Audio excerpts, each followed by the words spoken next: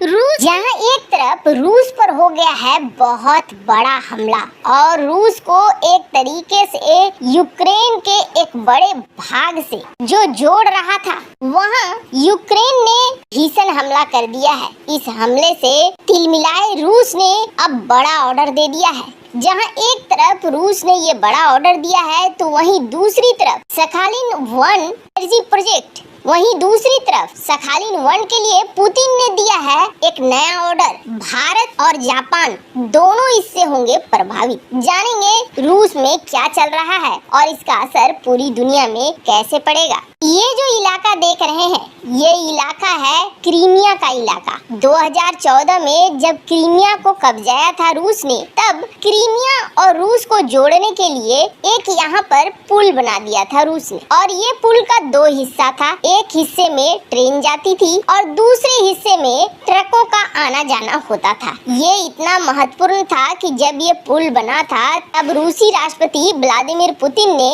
खुद ट्रक चलाकर इस पुल का उद्घाटन किया था। रूस और क्रीमिया को जोड़ने वाला ये पुल था। अब होता क्या है, कथित तौर पर यूक्रेन यहाँ बम रखकर अपने एक ट्रक को भेज देता है और ये ट्रक यहाँ पुल में जाकर फट जाता है। इसकी फुटेज सीसीटीवी में रिकॉर्ड भी हो जाती है और यहाँ पुल को एक बड़ा डैमेज पहुँच जाता है। अब समस्या ये है कि अगर इस तरीके की घटना होती है तो इस तरीके की घटना को युद्ध नहीं बोला जाता है बल्कि एक आतंकवादी घटना बोली जाती है। रूस के अंतर्राष्ट्रीय आतंकवाद विरोधी समिति इसमें कूद आई। इसने ये कहा जिस वक्त ये धमाका हुआ उस वक्त एक ईंधन से भरी हुई ट्रेन पास से गुजर रही थी और ट्रक बम ने उसे निशाना बनाकर 7 बोगियों को उड़ा दिया, जिसकी वजह से पुल के 2 हिस्सों को भारी नुकसान हो गया। ये ट्रक इतना शक्तिशाली बम नहीं लेकर जा रहा था, लेकिन इसने टारगेट किया उस ट्रेन को जिस ट्रेन से ईंधन जा रहे थे।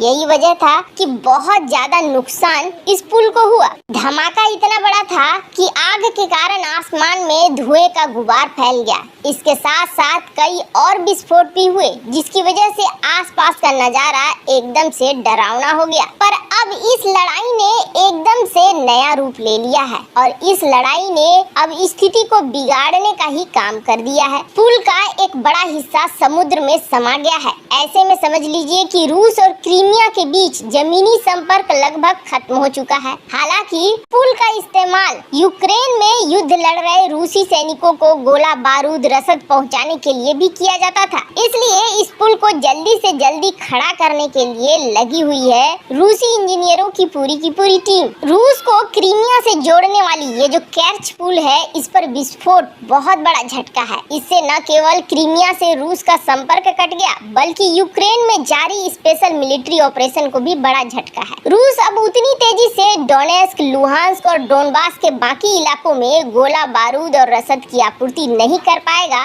जितना इस पुल की सहायता से कर सकता था। इस पुल पर धमाके से यूक्रेन में जंग लड़ रही रूसी सेना के मनोबल को भी झटका लगा है। डोनबास के लोग भी जान गए हैं कि यूक्रेन उनका पीछा तब तक नहीं छोड़ेगा जब तक दोबारा कब्जा नहीं लेता है। अब इस बात का भी डर है कि यूक्रेनी सेना कहीं क्रीमिया पर कब्जे की कोशिश न करे। अब रूस ने यहाँ पर नया ऑर्डर दे दिया है। युद्ध की कमान दे दी गई है रूसी वायुसेना के जनरल सर्गेई सुरोकिन को। पुतिन का काफी खास अधिकारी माना जाता है। 55 साल के ये हैं जो रूसी वायुसेना के कमान संभाल रहे थे। 2017 में इन्होंने सीरिया में रूसी हवाई हमले की भी कमान संभाली है और रूसी वायुसेना ने सीरिया में जमकर बमबारी की थी। अब यूक्रेन में इस वक्त रूस की स्थिति को देखकर थोड़ा समझ में नहीं आता है कि रूस जो परमाणु शक्ति से संपन्न है, टैक्टिकल परमाणु बमों का इस्तेमाल कर सकता है, लेकिन लगातार रूस को यहाँ पर पीछे हटना पड़ रहा है और कहीं न कहीं यूक्रेन इस बात को लेकर आश्वस्त है कि रूस परमाणु बमों का इस्तेमाल नहीं करेगा, क्योंकि अगर परमाणु बमों का इस्तेमाल करता है रूस तो फिर भारत और चीन पीछे हट जाएंगे। रूस एकदम से अंतर्राष्ट्रीय स्तर पर अकेला पड़ जाएगा। वैसा लगता है इसी चीज का फायदा भी उठा रहा है और कहीं न कहीं रूसी सेना अपना पूरा बल इस्तेमाल नहीं कर पा रही है। पर हाँ, यहाँ पर एक भयानक स्थिति भी बन रही है। अगर पुतिन ने या रूस ने परमाणु बमों का इस्तेमाल करना शुरू कर दिया तो इससे सबसे ज्यादा हानि अगर किसी को होगी तो वो होगी यूक्रेन की आम जनता को, क्योंकि कुछ भी हो आखिर ये सिविलियंस को निशाना बनाएंगे ही बनाएंगे। से आपको बता दें, अब इस मुद्दे को रूस ऐसे भी उठा सकता है कि एक वॉर क्राइम के रूप में यूक्रेन ने गलत तरीका अपनाया रूसी पुल को उड़ाने का, एक आतंकवादी के तरह इस तरीके के काम किए। हालांकि यूक्रेन का कहना है कि अभी इस तरह की चीजें और भी ज्यादा होंगी, यानी यूक्रेन ने अब युद्ध का रूप बदल दिया है। यूक्रेन अब दूसरे तरीके से युद्ध करने लगा है। खैर, जहां एक तरफ ये सब कुछ हो रहा है तो वहीं दूसरी तरफ पुतिन ने एक बड़ा ऑर्डर दे दिया है और इस ऑर्डर का स्वागत कहीं न कहीं जापान ने भी किया है। वैसे आपको बता दें, जापान अमेरिकी खेमे में है और रूस के अगेंस्ट है, लेकिन फिर भी इस मामले को लेकर कहीं न कहीं जापान पुतिन के इस नए ऑर्डर से खुश जरूर है। दरअसल भारत, जापान, अमेरिका, रूस इनके बीच एक प्रोजेक्ट था जब स्थितियां बिल्कुल नॉर्मल थी।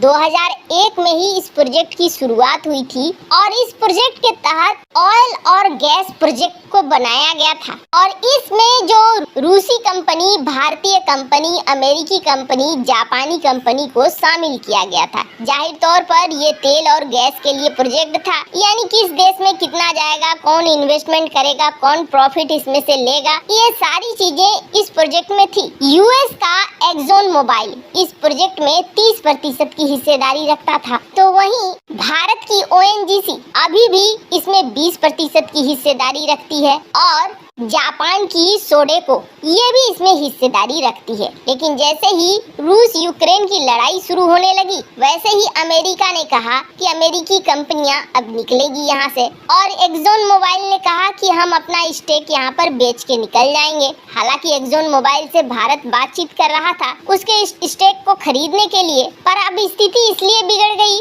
चूँकि यूएस की कंपनी ऑपरेटर थी, जितने भी शेयर होल्डर थे उनको ऑपरेट करने का काम अमेरिकन कंपनी को था और अमेरिका के निकल जाने के बाद स्थितियां यहाँ बिगड़ने लगी थी। समझ में भी नहीं आ रहा था काफी देशों को कि इस प्रोजेक्ट का आगे क्या होगा और जापान के लिए भी स्थिति अलग बन गई थी। स्क्रीन पर आप देख सकते हैं जापान के ट्रेड मिनिस्टर ने इस बात को कहा कि ये प्रोजेक्ट जापान के लिए भी बेहद महत्वपूर्ण है क्योंकि इससे तेल और गैस की समस्याएं दूर होती है। अब इसको लेकर आखिरकार पुतिन ने ऑर्डर दिया है कि नए ऑपरेटर को सेट किया जाए ताकि स्कालिन वन एनर्जी प्रोजेक्ट के लिए जिस इन्वेस्टर्स ने पैसे लगाए हैं उनको किसी तरह की कोई दिक्कत न हो। स्क्रीन पर आप देख सकते हैं आर्टिकल। वैसे इन सब मामले में आपकी क्या राय है, कमेंट कर जरूर बताएं।